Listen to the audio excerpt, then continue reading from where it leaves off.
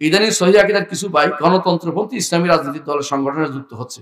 তারা বলে আমরা দিন কায়েম করবো, এই বিষয়ে ইসলাম কি বলে বুঝিয়ে বলবেন। প্রিয় ভাইয়েরা, ওদের নিয়তের খারাপ আমরা বলছি, নিয়ত ভালো। নিয়ত ভালো হলে কি সব পাওয়া যায়? নিয়ত ভালো হলে সব পাওয়া যায়? বিশ্বাস করেন, যারা মুতাজিলা হয়েছে, যারা খারেজি হয়েছে, যারা শিয়া হয়েছে, এরা কিন্তু নিয়ত খারাপ করেনি। রসুলের বংশকে কষ্ট দিয়েছে, এই জন্য শিয়া হয়েছে। রসুলের বংশকে কষ্ট দিছে, বুঝলেন নাই? আপনাদের রাজবাড়িতে কি হবে কি বলি, কোনটা বলবো? রাজবাড়ির অবস্থা খুব খারাপ।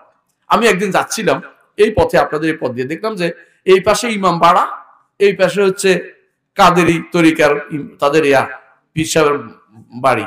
তো কি করছে, ওই মহরম উপলক্ষে অনুষ্ঠান করবে পীর সাহেবেরা, জায়গা দিছে ইমাম বাড়াওয়ালারা। বাহ, কি সুন্দর কম্বিনেশন, কত সুন্দর মিল। হ্যাঁ, মিলেমিশে থাকতাম, আগে কত ভালো ছিলাম, ওহাবিরা আমাদেরকে বরবাদ করিয়ে দিল, তাই না? এই চিন্তা আছে। হ্যাঁ, শিয়া এবং সুফি একসাথে হয়ে গেছে, এটি হলো অবস্থা। তাই এখন আপনার ওরা নিয়ত কিন্তু খারাপ নাই, কি আমরা মিলেমিশে থাকি, নিয়ত খারাপ কি? কিন্তু নিয়ত দিয়ে কাজ হবে না, নিয়ত শুদ্ধ হইতে হবে, খারাপ না।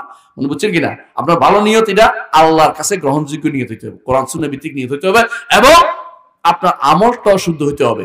ওনারা যেটা করছে আমরা বলি না, ওনারা দিন কায়েম করুক, আলহামদুলিল্লাহ, আমরাও চাই দিন কায়েম হোক, তো এটা চাইতেই হবে। ইমানদার বলছে নবী রাসূলদের মধ্যে বড় বড় 5 জন রাসূলকে আল্লাহ তাআলা নির্দেশ দিয়েছেন দিনটা প্রতিষ্ঠা করতে।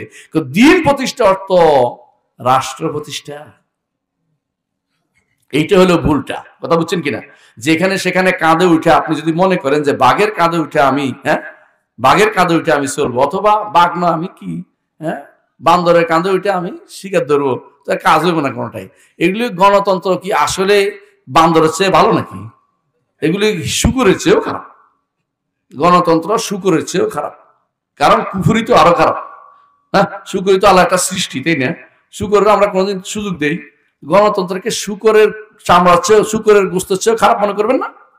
করবেন তো, কারণ তো শিরিক তো, কথা বুঝেন না?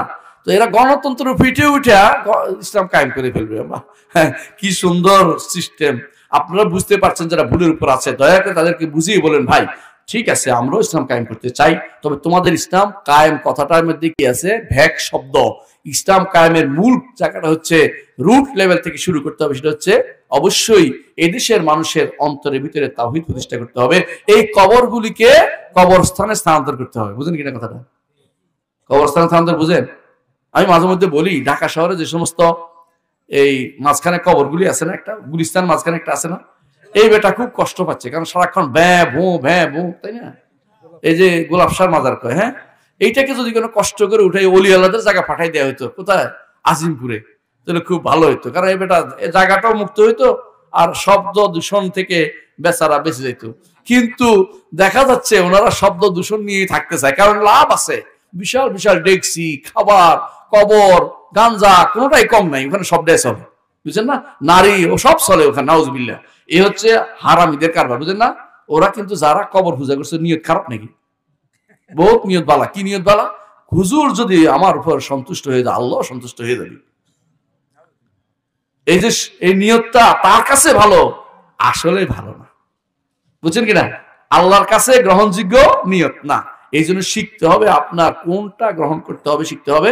ওনারা যে পদ্ধতি বলছে, এই পদ্ধতি ইসলামের পদ্ধতি না, এটা গ্রহণযোগ্য কোনো পদ্ধতি না, এটা ভুলের উপর আছে।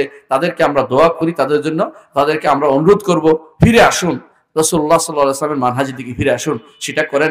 ভুলের উপরে রাসূলুল্লাহ সাল্লাল্লাহু আলাইহি ওয়াসাল্লাম কোনো কিছু প্রতিষ্ঠা করেন নাই, শিখে নেন।